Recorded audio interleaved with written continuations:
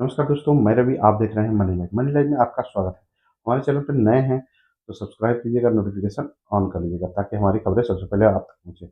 आप अगर हमें फेसबुक पर देख रहे हैं तो हमारे पेज को फॉलो कीजिएगा, लाइक कीजिएगा, कमेंट कीजिएगा। दोस्तों, इस चुनाव परिणाम को लेकर विपक्षी नेताओं के हमले जारी हैं। चुनाव आयोग पर जो सरकार है, केंद्र सरकार है, बिहार सरकार है, उस सरकार पर गंभीर आरोप लगाए जा रहे हैं। इसमें खासकर भाकपा माले के महासचिव, राष्ट्रीय महासचिव दीपंकर भट्टाचार्य ने बड़े आरोप लगाते हुए कहा है कि यह परिणाम जो है उम्मीद से परे है। उन्होंने वर्ष 2010 का उदाहरण देते हुए कहा, उस समय नीतीश कुमार का उभार था, वो चरम पर थे। लेकिन आज एक लड़खड़ाती हुई सरकार है, इसके बाद भी इतना बड़ा बहुमत मिलना समझ से परे है। ये शोध का विषय है, महत्वपूर्ण बिंदु दिखते हैं। इसके तहत मतदाता सूची में बड़े पैमाने पर इसका मतलब छेड़छाड़ किया गया है।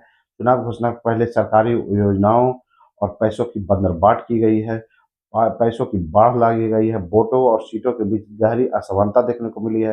दीपंकर भट्टाचार्य ने कहा कि चुनाव में उतरे सभी माले कार्यकर्ता और उम्मीदवारों के साथ हमने बैठक की है। 18 से 24 नवंबर तक सभी जीते हारे उम्मीदवार जो है जनता के बीच रहकर सघन अब जनसंपर्क फिर से अभियान चलाएंगे। उन्होंने कहा, जिन लोगों पर हमने भरोसा किया था उनका आभार व्यक्त करेंगे। जिन्होंने वोट नहीं दिया उनकी बात भी सुनेंगे और समझने की कोशिश करेंगे कि उन्होंने वोट हमें नहीं दिया। बिहार के चुनाव परिणाम पर जनता क्या सोच रही है, इसे भी जानने की कोशिश करेंगे।